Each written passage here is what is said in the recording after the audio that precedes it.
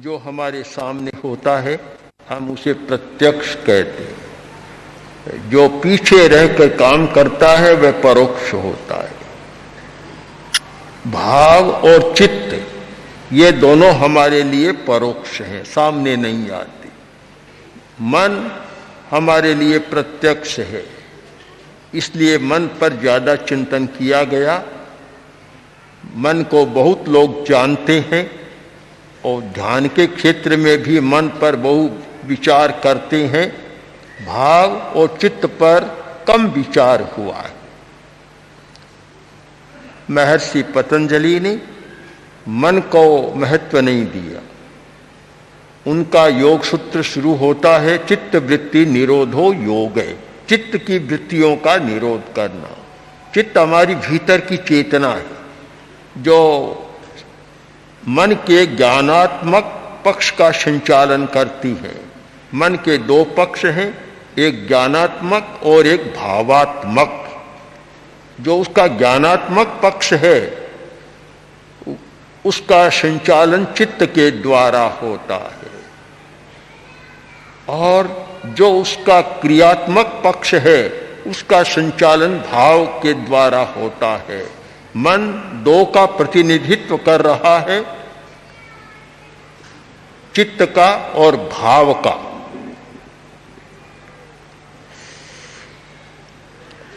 मन अचेतन है, चित्त चेतन है और मन अचेतन है। जैसे शरीर अचेतन किंतु चेतना से युक्त होने के कारण सारी चेतना की क्रिया करता है, वैसे ही मन भी अचेतन है। मन, वचन और शरीर तीनों अचेतन है, किंतु चेतना से युक्त होकर और चेतना की क्रिया करते हैं। मन पुद्गलों का ग्रहण करता है। एक है हमारी शक्ति मन पर्याप्ति, उसके द्वारा मनोवर्गणा के पुद्गलों का ग्रहण होता है, तब मन का स्वरूप बनता है, वह कार्यकारी बनता है। मन का कार्य, मन का स्वरूप, अब मन का कार्य। मन का कार्य है ईहा से लेकर और अनुमान तक। ईहा इंद्रियां विषय का ग्रहण करती हैं, पर अच्छा बुरा, उपादेय अनुपादेय, उपयोगी अनुपयोगी इंद्रियां नहीं जानती। इंद्रिय आंख ने देखा, एक रूप को देखा, उसका बोध हो गया, किंतु वह हमारे लिए किस काम का है, उसका क्या उपयोग है अथवा अनुपयोग है, ये आंख का विषय नहीं है। फिर मन साथ में जुड़ता है, तब यह सारा कार्य मन का है। ईहा करना, तर्क करना। जैन परिभाषा में ज्ञान की प्रक्रिया है, उसका पहला अंग है अवग्रह। अवग्रह ग्रहण करना। ग्रहण करना इंद्रियों का काम है। पांचों इंद्रियां अपने अपने विषय का ग्रहण करती है, बस इससे आगे इंद्रियों का काम नहीं। फिर साथ में संयोग होता है मन का, फिर मन उस बात को आगे बढ़ाता है। ईहा तर्क करना, अवाय निर्णय करना, धारणा उसके संस्कार का निर्माण करना, स्मृति याद करना, प्रतिभिज्ञा पहचान करना, तर्क फिर तर्क करना, कार्य कारण का संबंध खोजना, और अनुमान करना यानी हेतु के द्वारा परोक्ष विषय का ज्ञान करना, अनुमान। ये सारा मन का काम है। बहुत बड़ा क्षेत्र है मन के कार्य का, और उसके द्वारा हमारे सारे व्यवहार का संचालन होता है। और व्यावहारिक ज्ञान का भी संचालन उसके द्वारा होता है। यह है मन का ज्ञानात्मक पक्ष। ईहा से लेकर और अनुमान तक पूरी प्रक्रिया मन के द्वारा संपादित होती है। दो प्रकार के प्राणी होते हैं, समनस्क और अमनस्क। कुछ प्राणी ऐसे हैं जिनको मन की शक्ति प्राप्त नहीं है, वे अमनस्क हैं। और कुछ प्राणी ऐसे हैं जिनको मन की शक्ति प्राप्त है, वे समनस्क हैं। हमारे विकास का क्रम यह है कि केवल जिस प्राणी के पास इंद्रिय ज्ञान है वह विकसित नहीं होता, उसका विकास नहीं हो सकता, वह यथावत स्थिति में रहता है। और जिस प्राणी को मन की शक्ति प्राप्त है, समनस्क है, वह बहुत विकास कर सकता है। तो मन हमारे विकास का बहुत बड़ा माध्यम है, एक बड़ी शक्ति है जिसके सहारे हम सारा काम कर सकते हैं। मन की तीन शक्तियां हमारे काम ज्यादा आती हैं, स्मृति, कल्पना और चिंतन। मन का एक काम है स्मृति। अगर स्मृति न हो कोई विकास नहीं हो सकता।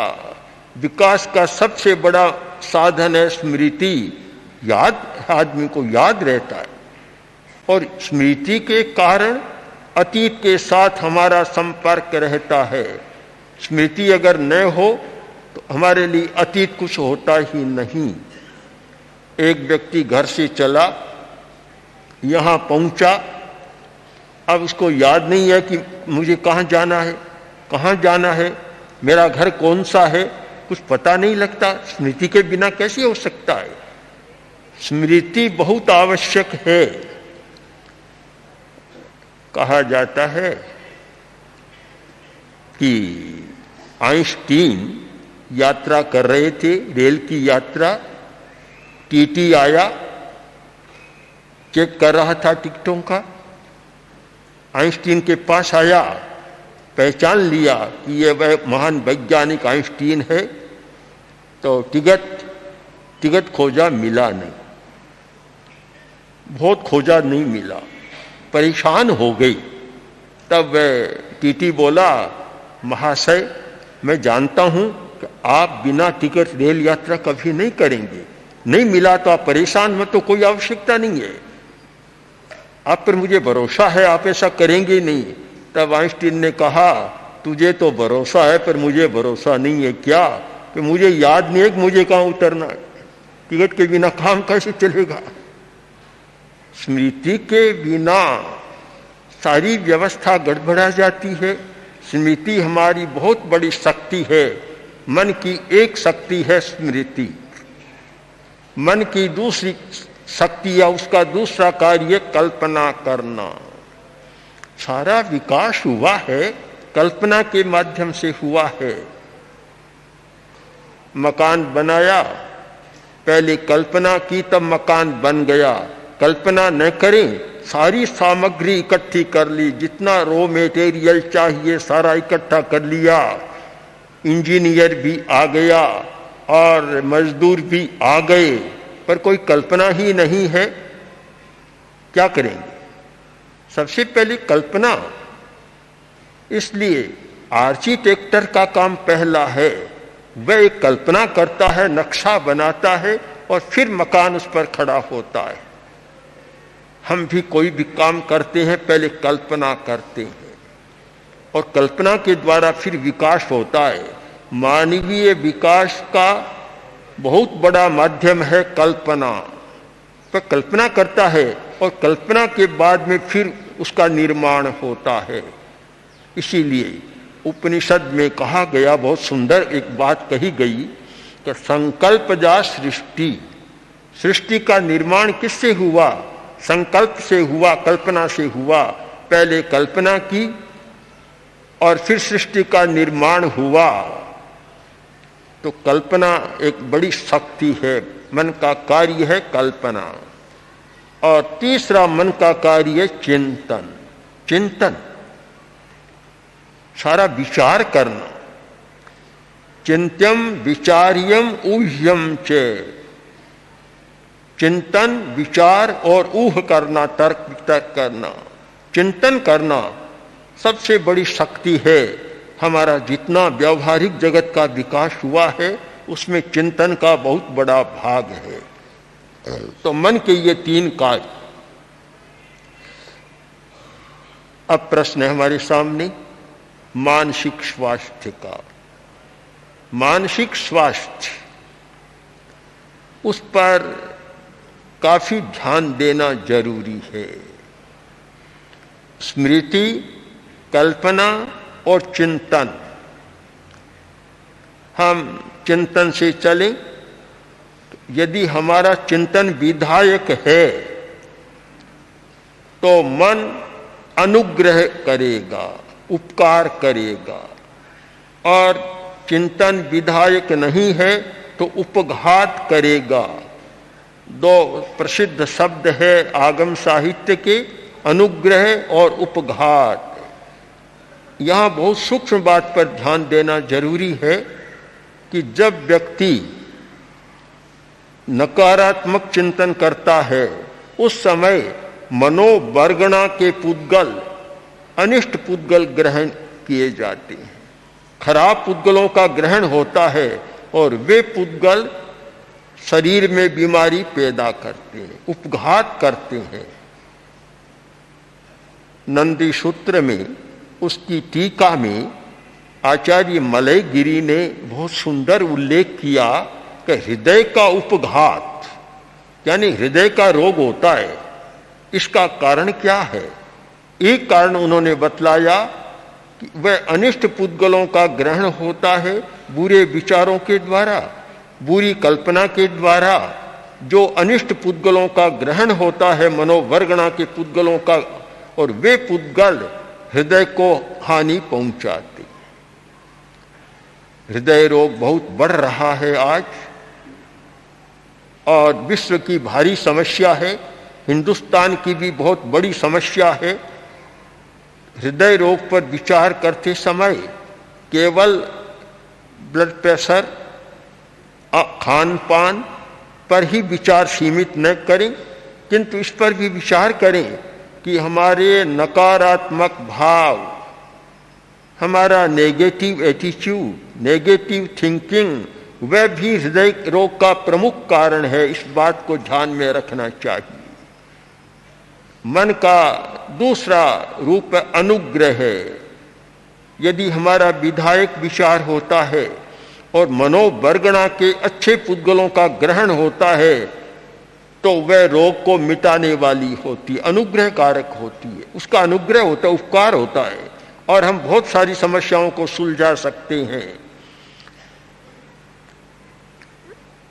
अब समस्या पर विचार करते समय स्वास्थ्य की दृष्टि से देखें तो यहाँ संयम का सूत्र हमारे लिए बहुत बड़ा उपयोगी बनता है। संयम, आचार्य तुलसी ने अणुव्रत आंदोलन का प्रवर्तन किया और उसका घोष निर्धारित किया, संयम खलु जीवनम, संयम ही जीवन है। यह सूत्र ठीक समझ में आ जाए, इस घोष पर हम विचार करें तो जीवन की बहुत सारी समस्याएं सुलझ जाती है। स्मृति का संयम, स्मृति कल्प शक्ति है आपकी, उसके द्वारा बहुत काम होता है, पर जो व्यक्ति स्मृति का संयम करना नहीं जानता वह मानसिक रोग से ग्रस्त हो जाता है। स्मृति का भी संयम करना है। जब ध्यान करने आदमी बैठा और सारा अतीत सामने आने लग गया, स्मृतियां आने लग गई, ध्यान में बाधा और स्मृतियों का चक्र ऐसा बनता है कि बीमारी भी पैदा कर देता है। बहुत सारी स्मृतियां, अनावश्यक स्मृतियां करना बीमारी का बहुत बड़ा कारण बनता है।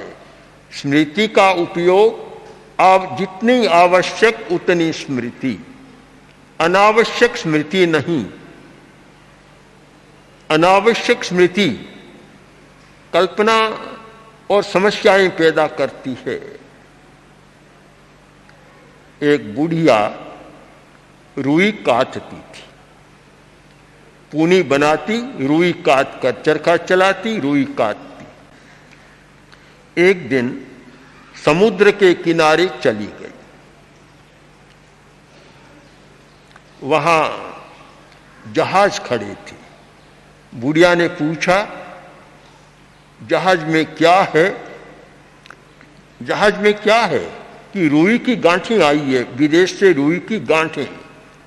एकदम सुना और सारी स्मृति उसमें अटक गई कि इतनी गांठें, इतनी रुई कौन काटेगा, इतनी रुई कौन काटेगा। बस स्मृति का ऐसा प्रहार हुआ, अपने कार्य की स्मृति का, और पागल बन गई, पागल हो गई। बस एक ही बात, इतनी रुई कौन काटेगा। उसे मनश्चिकित्सक साइट्रिया के पास ले जाया गया और उसने देखा, मनश्चिकित्सक ने सारी बात को समझा और उसने कहा कि ये तो अपनी स्मृति में उलझ गई कि इतनी रुई को कौन काटेगा। मनश्चिकित्सक चतुर व्यक्ति था, आया और बोला, माजी को क्या बात है कि इतनी रुई कौन काटेगा।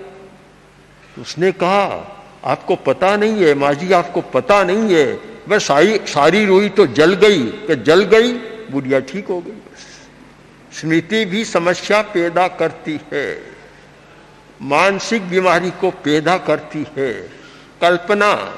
कल्पना भी मानसिक बीमारी पैदा करती है। कल्पना का संयम नहीं, कल्पना की भी एक सीमा, संयम होना चाहिए।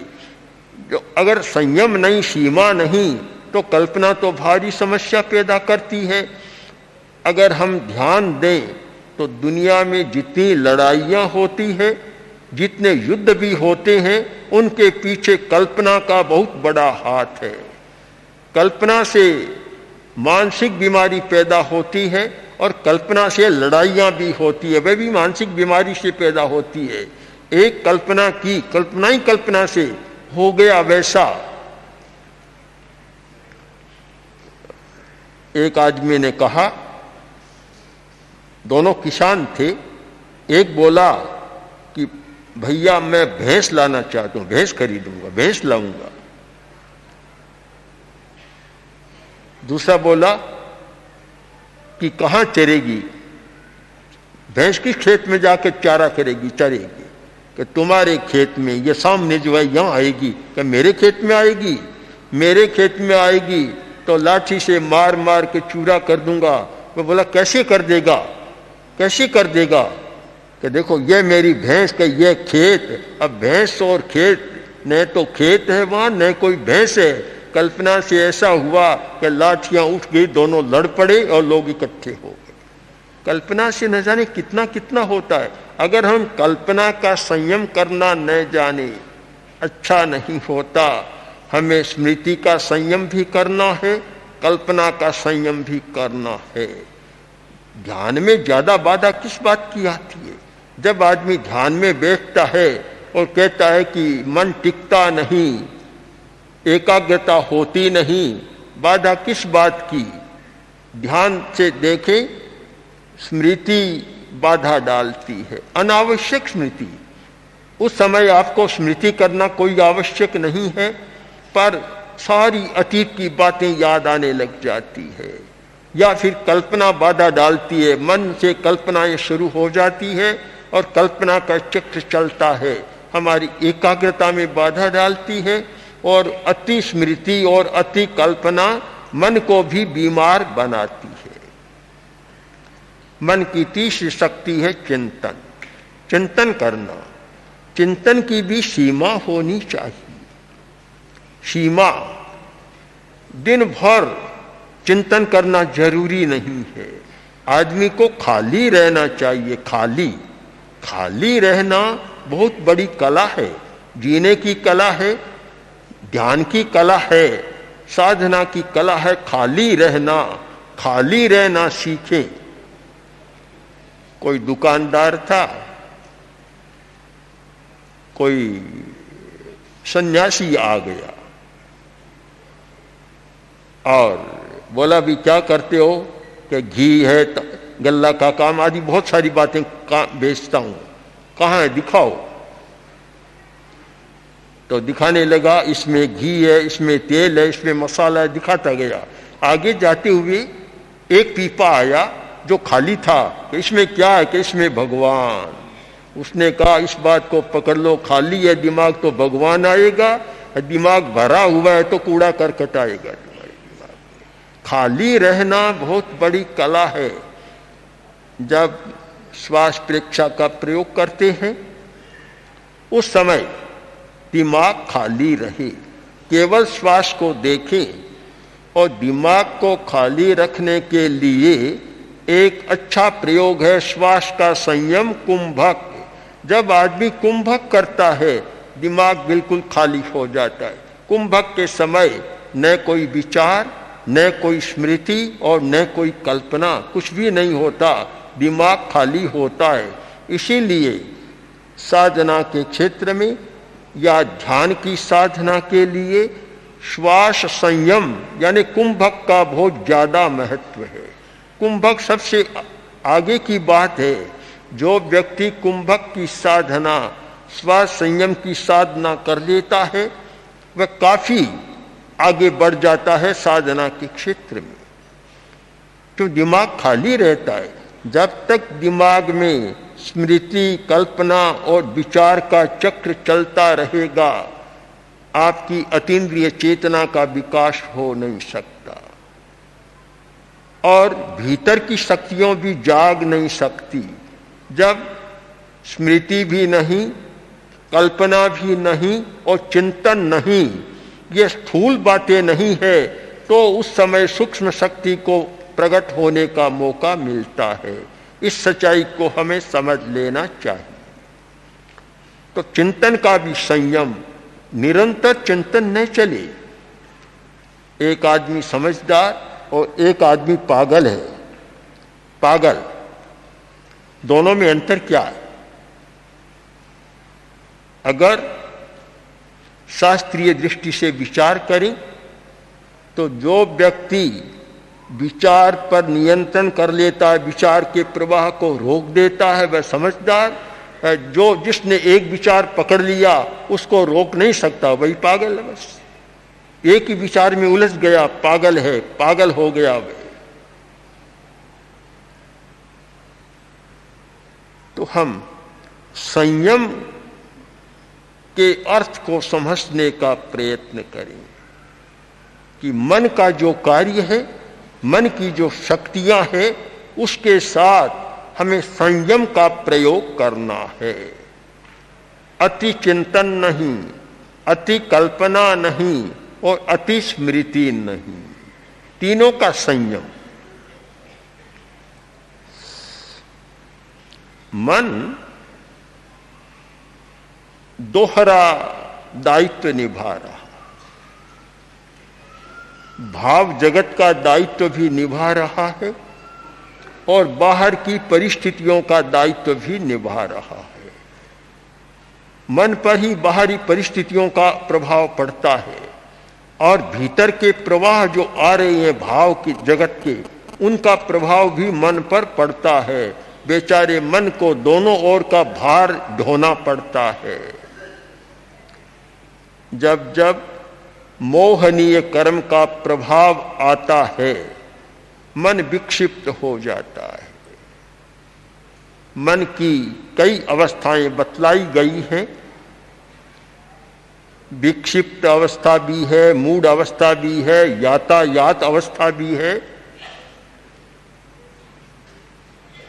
आचार्य हेमचंद्र ने इनका बहुत अच्छा वर्णन किया है।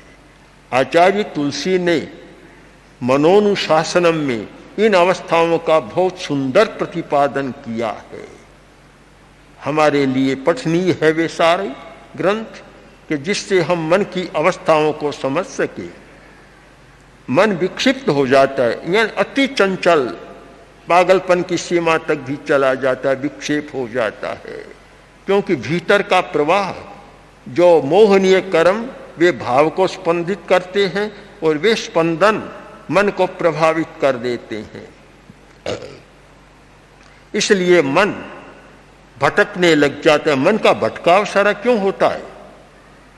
जब जब वह मोह कर्म के परमाणुओं से, उनके स्पंदन से प्रभावित होता है, उन भावों से प्रभावित होता है, तो मन विक्षिप्त हो जाता है।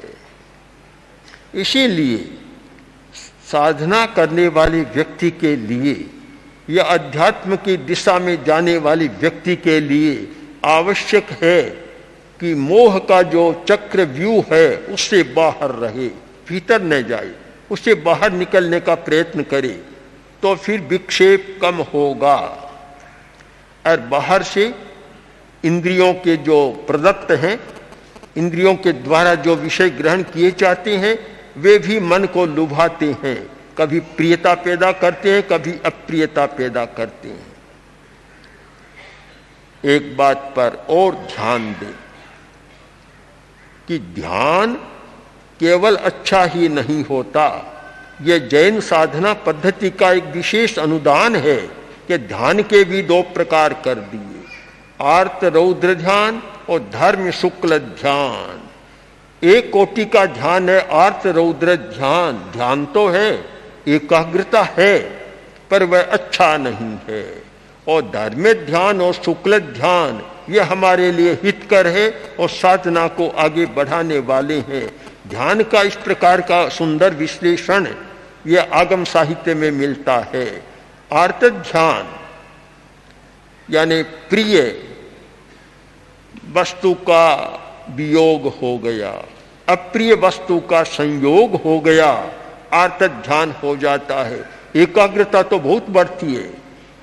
आपने सुना होगा बकत ध्यानम, बुगले का ध्यान बहुत प्रसिद्ध है। बकत ध्यानम, बुगला जब बगुला मछली को पकड़ता है, एक टांग पर खड़ा रहता है और इतना एकाग्र होता है कि अगर ध्यान की एकाग्रता का उदाहरण लें तो फिर बकत ध्यानम बगुले का उदाहरण लेना चाहिए कि एकाग्रता कैसी कि बगुले जैसी।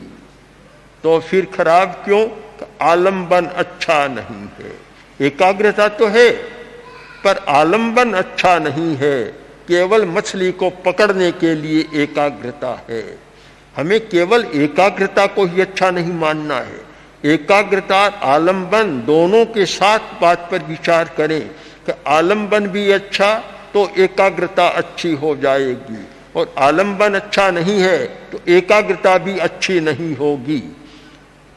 आर्त ध्यान यानी प्रिय का वियोग हो गया, जो अच्छी वस्तु प्रिय लगती थी उसका वियोग हो गया।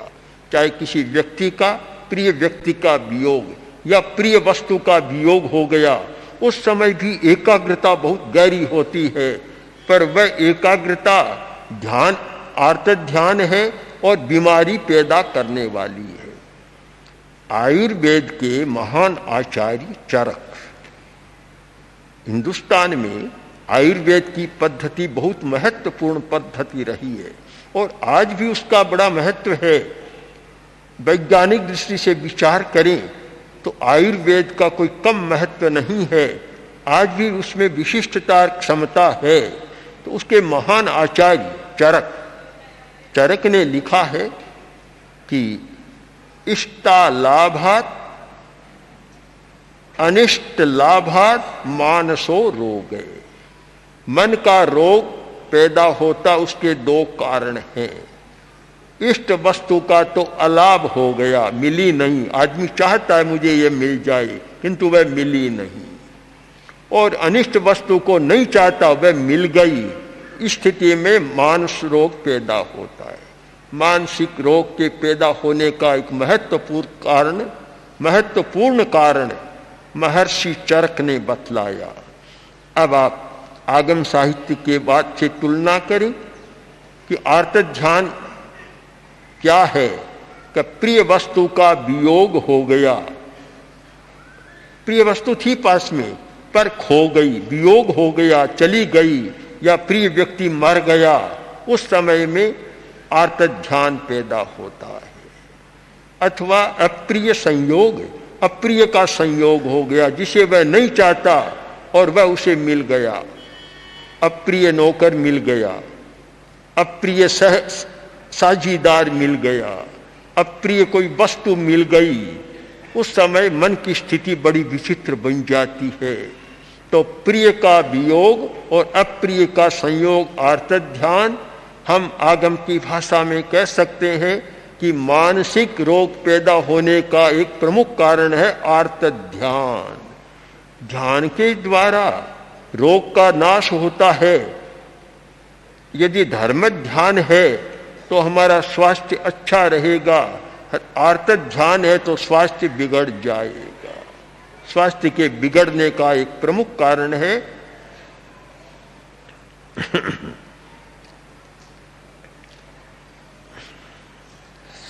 अब हम आगे विचार करें। वेदनायाम व्याकुलत्वम, आर्त ध्यान का एक लक्षण है शरीर में कोई बीमारी पैदा हो गई, उस समय आदमी व्याकुल बन गया तो आर्त ध्यान पैदा होगा, और वह व्याकुलता नई बीमारी को पैदा करती है। बीमारी को कैसे भोगना, कष्ट को कैसे भोगना, यह भी बड़ी कला है। कष्ट को समभाव से भोगते हैं तो कर्म की निर्जरा होगी और नई बीमारी पैदा नहीं होगी, और कष्ट को रोते रोते भोगते हैं तो नई बीमारी भी पैदा होगी और अशांति भी पैदा हो जाएगी। भोगने की कला आचार्य कुंद ने कर्म फल चेतना का बहुत सुंदर विश्लेषण किया है कि कर्म फल की चेतना हमारी कैसी होनी चाहिए। जब कर्म का कोई फल आए उसे कैसे भोगना चाहिए, बड़ी एक कला है। समभाव रखना, जयाचार्य आगम के महान दोग्धा धुरीण हुए हैं, उन्होंने ग्रंथ लिखा आराधना। आराधना जो अंतिम समय में सुनाई जाती है और उसकी आत्मा का कल्याण हो जाता है, मारणांतिक कल्याण की आराधना है। उसमें उन्होंने लिखा कि जब कोई कष्ट आए तो सोचना चाहिए कि जिन कल्पिक लिए कष्ट उदीरो रे तो हूँ वेदना। जब जिनकल्पी मुनि है वह जानबूझकर ही कष्ट को सहन कर लेता है, उदीरना करके कष्ट को सहता है। और मेरे शरीर में वेदना आ गई तो मैं अधीर क्यों बनूं, इसे समभाव से सहन करूं। समभाव से सहन करना यह वेदना को भोगने की कला है। जो व्यक्ति वेदना के समय, रोग के समय, कष्ट के समय समभाव रखना नहीं जानता, वह नए सिरे से कर्म का बंध भी करता है और कष्ट भी उसको ज्यादा हो जाता है। हमने अनुभव किया कि कुछ व्यक्ति बहुत बीमार थे, काफी कष्ट था। एक व्यक्ति जिनके शरीर में कैंसर की बीमारी थी और कैंसर कष्ट भी बहुत देता है, काफी कष्ट था। आचार्य तुलसी एक बार उन्हें दर्शन देने गए और हमने देखा बड़े प्रसन्न थे। उनसे पूछा कि आपको कष्ट कितना है? मुझे कोई कष्ट नहीं है, कष्ट नहीं है मुझे। ये कैसे? कैंसर की बीमारी में तो काफ़ी कष्ट होता है, आपको कष्ट कैसे नहीं? तो उन्होंने बतलाया कि जब जब पीड़ा शरीर में शुरू होती है और मैं आचार्य तुलसी के गीतों का कैसेट चालू कर देता हूँ और वह सुनता हूँ, सारा कष्ट गायब हो जाता है। यानी ध्यान का परिवर्तन। वेदना की स्थिति में आप उसी पर ध्यान केंद्रित कर दें तो आपका आर्त ध्यान हो जाएगा, और वेदना से हटाकर अच्छे विषय पर ध्यान केंद्रित करें, कष्ट का अनुभव भी कम हो जाएगा और नए सिरे से कर्म का बंध भी नहीं होगा। यह है कष्ट को भोगने की कला, रोग को भोगने की कला।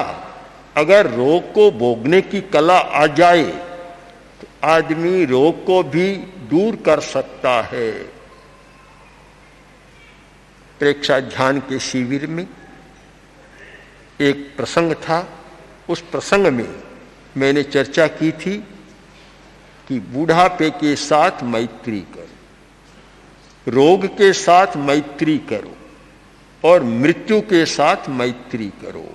मैत्री बुढ़ापे के साथ, मैत्री रोग के साथ और मैत्री मौत के साथ। अगर तुम उनके साथ मित्रता स्थापित कर लो, वे तुम्हें सताएंगे नहीं। और उससे घृणा करोगे कि क्या करें, बूढ़े हो गए, अब क्या करें, कोई पूछता नहीं है, तो बुढ़ापा तुम्हें सताने लग जाएगा। रोग के साथ मैत्री कर लो कि ठीक है भाई, हम यहाँ हैं, तुम भी आ गए, तो लो ये स्थान है, तुम भी बैठ जाओ, पर एक समझौता कर लो कि तुम मुझे मत सताना, मैं तुम्हें नहीं सताऊंगा। हमने प्रत्यक्ष देखा कि आचार्य तुलसी के पहले से ही थोड़ी श्वास की बीमारी हो गई थी, किसी कारण से हो गई, और उस बीमारी को लेकर शायद 40 वर्ष से अधिक, 40-50 वर्ष तक आचार्यवर ने जीवन जिया, पर कभी कष्ट ज्यादा नहीं हुआ। जब लोगों ने पूछा, हमने भी पूछा, बातचीत चलती, तो आचार्यवर ने कहा हमने समझौता कर लिया है, हमने कह दिया भाई तुम बैठे रहो, हम तुम्हें सताएंगे नहीं, यहाँ से दूर नहीं करेंगे, तुम्हारा स्थान है, भले बैठ जाओ, पर एक शर्त है, मैं तुम्हें नहीं सताऊंगा, तुम मुझे मत सताना। समझौता कर लिया। इसलिए श्वास की बीमारी जीवन भर रही, पर कभी भी ज्यादा कष्ट नहीं दिया। कभी कभार थोड़ा अनुभव हो गया, ज्यादा कष्ट नहीं हुआ। मैत्री करो। अगर तुम मैत्री कर लेते हो तो फिर तुम्हारा धर्म ध्यान हो जाएगा और व्याकुल बन जाते हो। क्या करें, बीमारी हो गई, जाती नहीं है, इतना उपचार किया, जाती नहीं है। ये व्याकुलता की तो बीमारी सोचती है मुझे भी गालियां दे रहे हैं तो मैं भी बदला लूंगा, वह भी ज्यादा सताने लग जाती है। व्याकुलत्वम वेदनायाम व्याकुलत्वम, वेदना में व्याकुल मत बनो। यह मानसिक रोग से बचने का बड़ा महत्वपूर्ण सूत्र है। हम सारी चर्चा को संक्षेप में फिर करें तो हमारे हाथ में सूत्र लगेगा कि आर्त ध्यान मानसिक रोगों का प्रमुख कारण है और धर्म ध्यान ये मानसिक रोगों को मिटाने का बहुत अच्छा साधन है। धर्म ध्यान करो।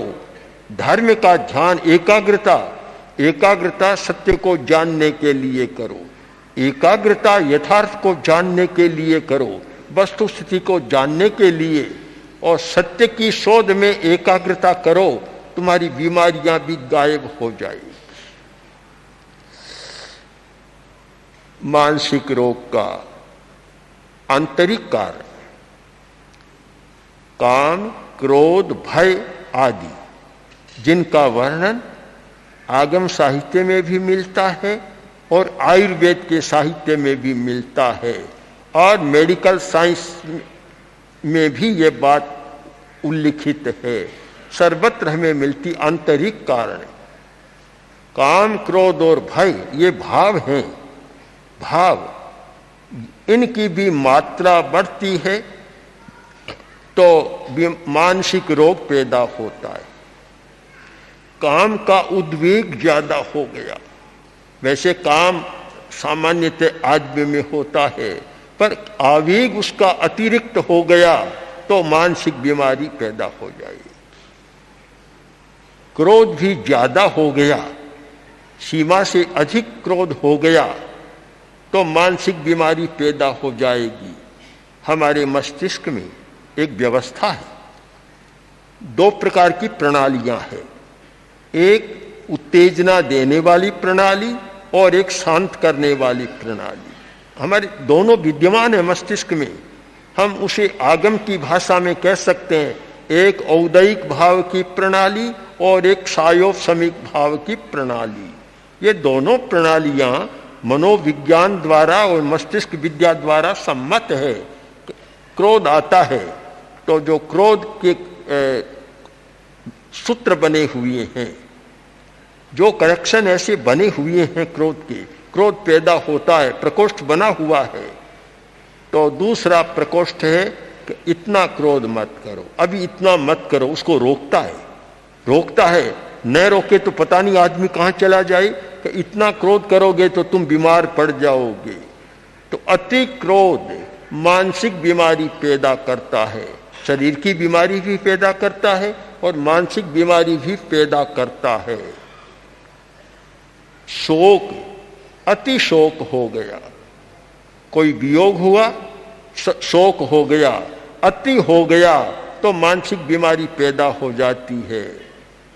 काम शोक भयाद वायु, आयुर्वेद का एक उल्लेख है कि काम शोक और भय इनका अतिरेक होता है तो विकृत वायु बन जाती है और वह वायु फिर बीमारियां पैदा करती रहती है। भावों का भी अतिरेक न हो, हमारा नियंत्रण रहे। और इसीलिए यह संवेग नियंत्रण की बात प्रेक्षा ध्यान का प्रमुख अंग है। अपने संवेग पर नियंत्रण करो।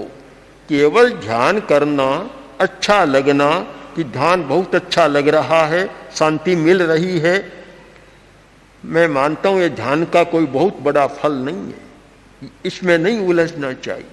ऐसे ही शांत बैठेगा तो शांति मिलेगी। ध्यान का प्रमुख फल क्या है कि हमारे संवेगों पर नियंत्रण बढ़ता चला जाए, संवेग पर नियंत्रण करने की हमारी शक्ति बढ़े, यह ध्यान का प्रमुख फल है। ध्यान के द्वारा हमारे व्यवहार में परिवर्तन आए, वह ध्यान का फल है। कोरी शांति तक सीमित हो जाना और वहीं रुक जाना, यह ध्यान के साथ भी एक प्रवंचना हो सकती है। वह कार्य तो अन्य से भी हो सकता है। ध्यान करने वाले व्यक्ति को सोचना है, जिन्होंने लंबे समय से ध्यान की साधना की है उन्हें सोचना है कि ध्यान के द्वारा मेरे व्यवहार में परिवर्तन आया या नहीं आया। यह प्रश्न अपने आप से पूछना चाहिए और उसका पैरामीटर होना चाहिए कि अगर व्यवहार में परिवर्तन आया है तो वास्तव में ध्यान कर रहा है, और व्यवहार में कोई परिवर्तन नहीं आया, जैसा का तैसा, उतना ही क्रोध, उतना ही लोभ, उतना ही भय, उतनी ही घृणा, उतनी ही काम वासना, तो समझना चाहिए कि ध्यान फल नहीं दे रहा है, ध्यान ठीक नहीं हो रहा है। व्यवहार में परिवर्तन प्रमुख है, जरूरी बात। और दूसरी बात संवेग का नियंत्रण। अपने संवेगों पर, इमोशन पर नियंत्रण हुआ या नहीं हुआ, या नियंत्रण करने की शक्ति विकसित हुई या नहीं हुई। अगर नहीं है तो समझ लो अभी ध्यान फल नहीं दे रहा है, अगर हुई है तो समझ लो कि ध्यान में आगे बढ़ रहा हूं। इसलिए मन मानसिक स्थिति के आधार पर सारा विश्लेषण कर हमें ध्यान की अवस्था को समझना है और उसका मानदंड भी निर्धारित करना है, आत्मनिरीक्षण भी करना है। तो दो शब्दों में बहुत कुछ आ जाएगा कि आर्त ध्यान कम हो रहा है तो मानसिक स्वास्थ्य बढ़ रहा है, और धर्म ध्यान बढ़ रहा है तो साथ साथ मानसिक स्वास्थ्य भी बढ़ रहा है। बस इस कसौटी के आधार पर हम मानसिक स्वास्थ्य का विश्लेषण करें तो मन की सारी समस्याओं को हम समझ सकते हैं और समस्याओं को अपने आप सुलझा सकते हैं। ओम आर्थ। प्रवचन के बाद स्थान के लिए